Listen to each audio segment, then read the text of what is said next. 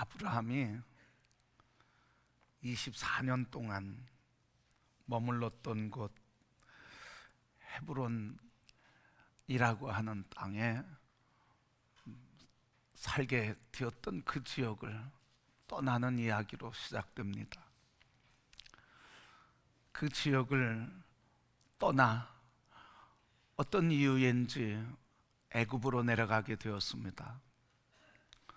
그 애굽으로 내려가는 그 길에 하나님께서 이 아브라함 그 관계 속 하나님께서 아브라함을 통해 아브라함이 행하신 일을 통해서 하나님께서 이루신 일을 보여주는 말씀입니다. 아브라함이 그 고향 하나님의 약속의 땅 헤브론을 떠나서 그 지나가는 길에 그랄이라고 하는 땅에 애굽 땅에 머무르게 됐는데 거기에 머무른 그때 두려움과 걱정이 생기게 됐습니다. 그것은 이 지역 사람들이 하나님을 경외하지 않고 무서워하지 않기 때문에 자기의 아내를 빼앗아 가고 자기를 죽일까 하여 두려움과 걱정에 빠지게 되었습니다. 그래서 아내는 빼앗길지라도 자기는 살아야 되겠다는 생각, 얄팍한 생각을 하게 됐습니다. 그래서 아내에게 당신이 나의 누이라고 하자, 그리고 당신이 나를 오라비라고 하자 이야기를 하고 그 그랄이라고 하는 땅에 들어갔더니 그랄 왕 아비멜렉이라고 하는 왕이 그 소식을 듣고 이 사라를 자기의 아내로 데려가게 됐습니다. 그래서 성대한 식사를 잔치를 벌이고 첫날 밤을 지내려고 하는데 그날 밤에 하나님께서 이 아비멜렉 왕에게 나타나서 말씀을 하셨습니다. 그 안에 그 사라는 아브라함의 아내다. 이렇게 이야기를 하니까 아비멜렉이 놀라서 나는 아내인 줄 몰랐습니다. 저들이 누이라고 하고 오랍이라고 했으니 나는 옳은 사람, 순전하게 순수한 마음으로 했습니다. 그랬더니 하나님께서 그에게 하시는 말씀이 내가 너의 순수함과 순결함과 온전함을 안다. 그래서 내가 범죄하지 않도록 내가 막아서게 하기 위해서 말한다. 아내를 돌려보내라. 그렇지 않으면 내가 나의 징벌을 받게 될 것이다. 그래서 아브라함을 이 아비멜렉이 아침에 불렀습니다. 불러서 물었습니다. 왜 이런 일을 했느냐?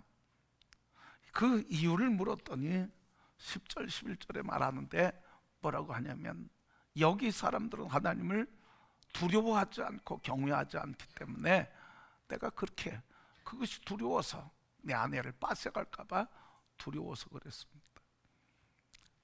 여러분 오늘 이 아브라함의 이야기 두려워서 이랬습니다. 그런데 아브라함이 어떤 사람이었습니까? 아브라함은 믿음의 사람이었습니다.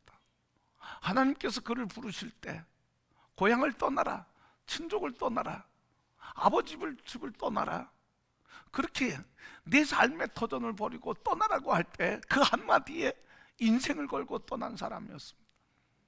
그런데 더 가관인 것은 어디로 가야 할지를 몰랐던 것입니다. 어디로 가야 할 목적지도 없는데 내가 너에게 갈 길을, 내가 너에게 땅을 주겠다고 하니까 어디로 갈 줄도 모르고 그냥 그 한마디에 길을 나선 사람이 아브라함이었습니다. 99살 100살이 다 되도록 아이를 낳을 수 없었던 이 아브라함이었지만 그러나 하나님께서 내가 너에게 아들을 주겠다고 하는 이 말을 믿은 믿음의 사람이었습니다. 그런데 이렇게 태어난 아이가 하나님께서 제물로 드리라고 할 때 아무 변론도 하지 않고 따지지도 않고 묻지도 않고 하나님께서 제물로 바치라고 하니까 그를 묶어서 칼을 들러서 제물로 바치려고 했던 사람이 바로 아브라함이었습니다. 뿐만 아니라 그의 인생은 여호와께서 나의 삶을 준비해 주시는 여호와 이레라고 고백하면서 여호와 이레의 축복을 누렸던 사람이 아브라함이었습니다. 이런 믿음의 사람이 오늘 어떻게 이런 두려움에 빠지고 자기 아내를 누이라고 하며 그렇게 살아갈 수 있었을까요? 오늘 바로 이 말씀을 통해서 믿음의 사람 아브라함일지라도 인간은 연약함을 보여주고 있습니다. 우리가 아무리 믿음으로 살겠다고 이젠 주님을 배반하지 않고 말씀대로 살겠다고 결단할지라도 우리도 모르게 어느 순간 보니까 말씀과 관계없이 하나님과 관계없이 주님의 뜻과는 관계없이 내 생각대로 살아가는 나의 연약함을 보게 됩니다. 그래서 오늘 이 말씀을 통해서 아브라함을 비난하고자 하는 게 아니라 아브라함 그 믿음의 사람조차도 인간의 연약함이 있음을 알라고 하는 것입니다. 그러기에 오늘 우리가 늘 넘어질까 근신하며 깨어 기도하며 겸손해야 하는 것을 가르쳐주고 있습니다. 그러기에 성도 여러분, 늘 근신하며 깨어 언제 넘어질지 모르고 언제 미혹받을 줄 모르고 언제 믿음에서 떠날지 모르는 연약한 자기 존재에 대해서 겸손하게 주님께 엎드리며 더 주님의 도우심을 구하는 성도들이 되기를 축복합니다. 근데 이 아브라함이 왜 이렇게 염려와 두려움에 빠져서 다른 사람 아비멜렉까지 범죄하게 만드는 범죄의 통로가 되었느냐 하는 거예요. 왜 그랬을까요? 여러분, 이 아브라함이 어떻게 두려움에 빠져서 다른 사람까지 범죄, 죄에 빠지게 하는 그런 통로가 되었느냐는 거예요. 오늘 1절 말씀 보면 그의 삶의 터전을 옮기는 이야기가 나옵니다. 아브라함이 거기서 네게부 땅으로 옮겨가 가데스와 술 사이 그 아래 거류하며 그랬습니다. 헤브론 마므레라고 하는 그곳, 하나님께서 언약이 있는 그곳이었습니다. 가나안 땅 언약이 있는 곳, 하나님께서 거기에 머물라고 말씀하셔서 거기에 머물렀던 사람이었습니다. 그런데 어떤 이유에서인지 모르게 오늘 말씀에 보면 이유가 나오지 않지만 이 약속의 땅을 떠나게 된 겁니다.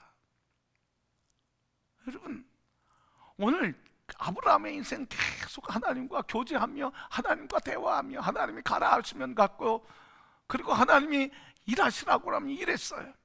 그런데 오늘 말씀에 보면 아브라함이 하나님과 아무 교제도 없어요. 하나님의 말씀을 들었다고 물었다고 어디로 가야 할지 질문했다고 하는 말이 없어요. 다시 얘기하면 오늘 하나님과 관계없이 움직인 겁니다. 하나님의 언약의 자리를 하나님과 관계없이 자기가 생각하는 방법으로 자기가 생각하는 길을 떠난 겁니다.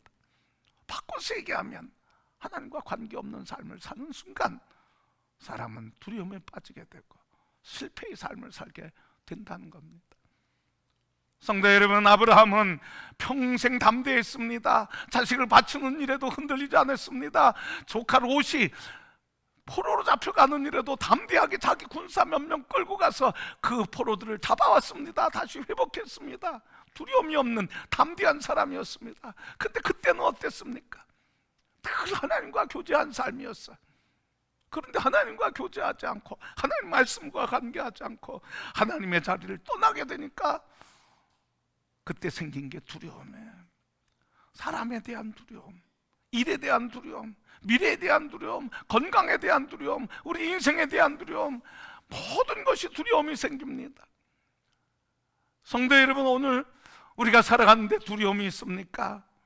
두려움은 하나님과 관계없이 살아갈 때, 믿음이 없을 때 우리에게 찾아오는 염려예요. 오늘 이 아브라함은 두려움에 빠졌다고 하는 게 바로 하나님과 관계없이 살았다는 것을 말해주고 있습니다.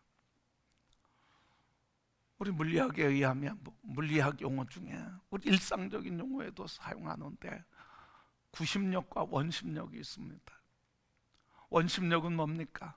물체가 원운동을 하는데 그 원운동하는 물체가 바깥으로 탈출하려고 하는 힘을 얘기해요. 그래서 돌리면 돌릴수록 바깥으로 나가려고 하는 원심력이 커집니다. 근데 구심력은 뭡니까? 이 원운동을 할 수 있도록 붙잡아주고 중심을 잡아주는 게, 그래서 안으로 끌어당기는 힘이 바로 구십력이에요.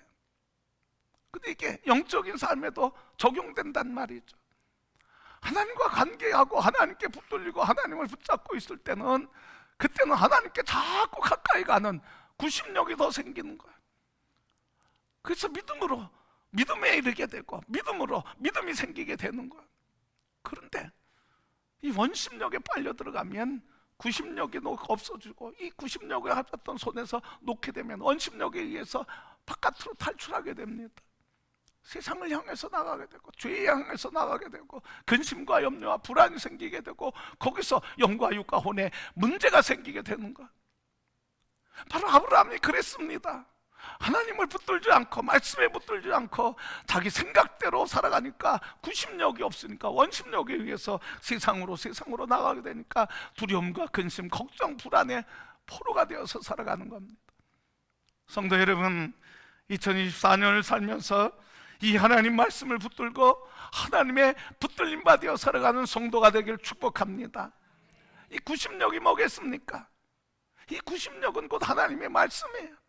말씀을 붙들고 말씀을 통해서 주의 음성을 듣고 교훈을 듣고 책망을 듣고 바르게 함을 받고 말씀의 능력과 지혜를 얻고 그 말씀에 붙들리면 구심력이 생겨서 세상을 이기며 세상의 풍파와 환난과 고통 속에서도 흔들리지 않으며 지혜와 능력으로 승리하는 인생이 될 것입니다. 다윗이 이것을 경험했어요. 시편 1편 1절에 보니까 복 있는 사람은 악인의 꾀를 따르지 아니하고 죄인의 길에 서지 아니하며 오만한 자의 자리에 앉지 않는다고 했습니다. 바로 이게 뭡니까? 하나님의 말씀 붙드니까 악인과 죄인들의 길을 분별하게 되고 그 자리에 따라가지 않을 힘과 능력이 생기게 되고 저들의 세력을 대적할 수 있는 힘이 생긴다는 것, 구심력이 생긴다는 것. 성도 여러분, 바로 구심력은 하나님 말씀이에요. 말씀을 붙들고 말씀을 읽으며 말씀을 묵상하고 말씀으로부터 지혜와 교훈을 얻는 성도 되기를 축복합니다. 세상에 부끄러운 일들 많이 있습니다. 사람들은 그것도 세상의 것들을 하지 못할 때 부끄럽다고 합니다. 그런데 그리스도인으로서 말씀을 읽지 않고 말씀을 붙들지 않는 걸 부끄러운 줄 모르는 사람이 있다는 겁니다. 어떻게 이럴 수 있습니까? 하나님 말씀과 가까이 하지 않고 그 구심력에 붙들려 살지 않는 것을 부끄럽게 여기시길 바랍니다. 그래서 어떻게 하든 하나님 말씀 붙들고 주님이 나를 붙잡아 주시며 인도하시고 지켜주시고 그리고 세상을 향해 떨쳐나가는 것을 하나님이 붙잡아 주시는 은혜를 누리는 성도들이 되기를 축복합니다. 그래서 말씀 붙잡아야 돼. 그래야 살 수 있습니다. 아브라함 말씀을 놓치니까 세상의 원심력에 빨려 들어가는 거예요. 그러나 말씀 붙잡을 땐 세상에 빨려 들어가지 않고 믿음에 굳게 서서 세상을 이기는 믿음의 증인이 되게 된 것입니다. 성도 여러분, 우리 24년도에는 우리의 믿음의 언어가 되기를 축복합니다. 어떻게 하지 말고 하나님이 하신다, 주님이 하신다는 언어로 바뀌길 바랍니다. 방법이 없네 그러지 말고 주님이 방법이라고 주님께 엎드리길 바랍니다.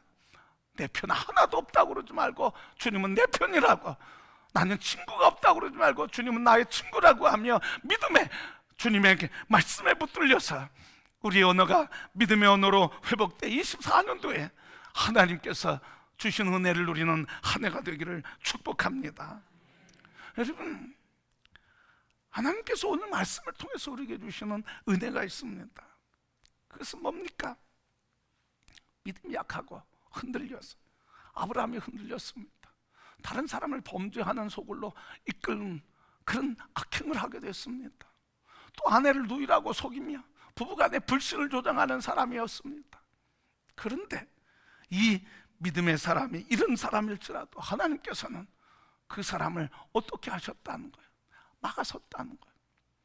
오늘 꿈에 아비멜렉에게 임재하셔서 말씀하셨어요. 뭐라고 하시냐면 오늘 본 말씀해 보니까 이렇게 얘기하셨어요.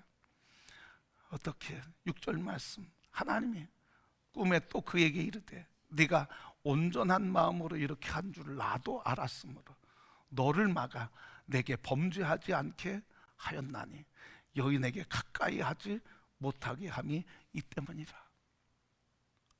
하나님께서 아비멜렉이 사라와 함께 동침하려고 하는 것을 허락하지 않았다는 거예요. 그 항암으로 죄를 범할 것을 하나님께서 막아주셨다는 거예요.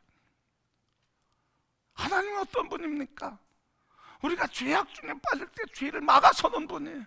우리가 죄 짓지 않도록 우리를 막아서 죄의 길을 방패가 되셔서 우리를 막아주시는 분이에요. 그 방패가 뭡니까?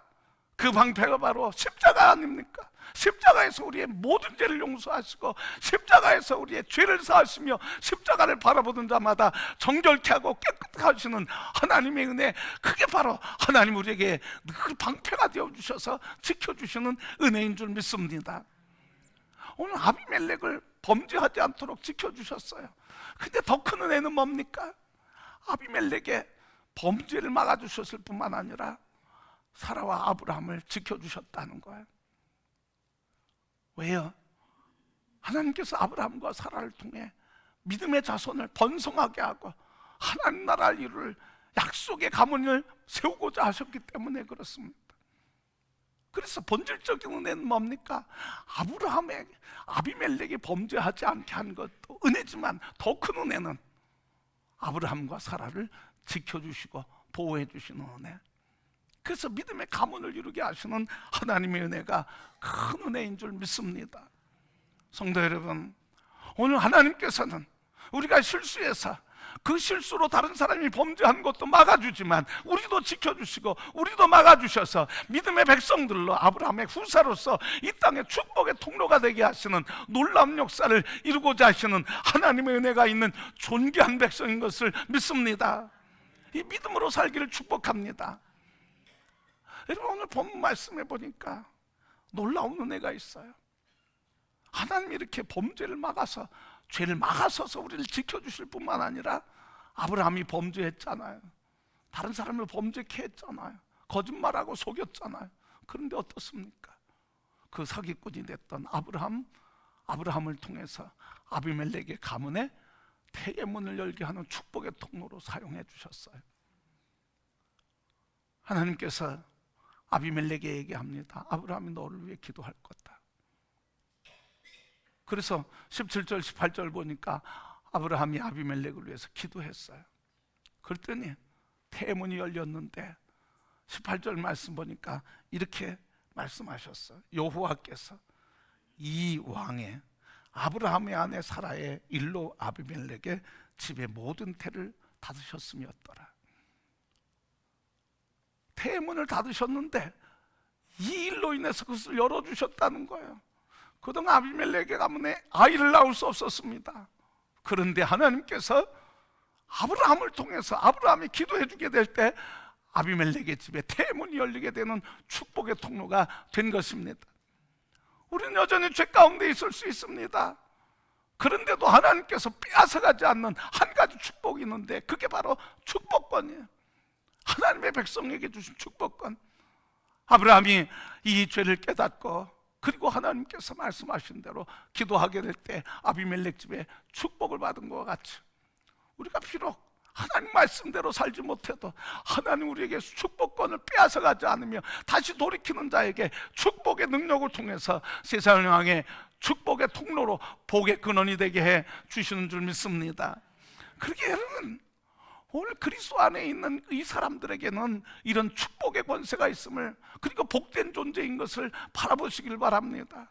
세상에서 좀 실수할 수 있죠. 하나님 앞에 범죄를 다시 저지를 수 있죠. 그렇다고 그것이 나를 주장케 하지 말고 그리스도의 십자가의 방패로 나를 막아주시고 지켜주시는 은혜를 생각하며 나를 통해 세상의 축복의 통로가 되게 하셨다고 하는 믿음으로 세상을 축복하며 자녀를 축복하며 삶을 축복하며 하나님의 축복을 누리며 살아가는 성도들이 되기를 축복합니다.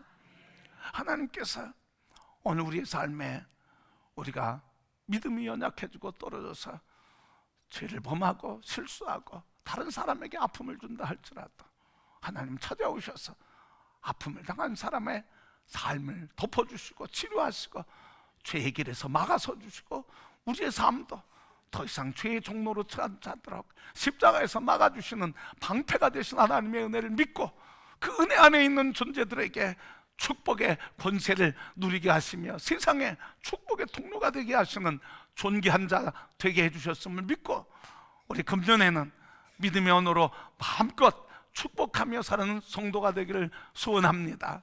그래서 가정에서도 축복의 언어가 회복되고, 속회에서도 축복의 언어가 회복되고, 교회에서 만남도 축복의 언어가 회복돼서 24년도에는 하나님의 축복을 마음껏 누리며 가정과 자녀, 일터와 사업에 하나님의 넘치는 은혜로 승리하며 보호하심 가운데 기뻐 살아가는 복된 해가 되기를 주님의 이름으로 축복합니다.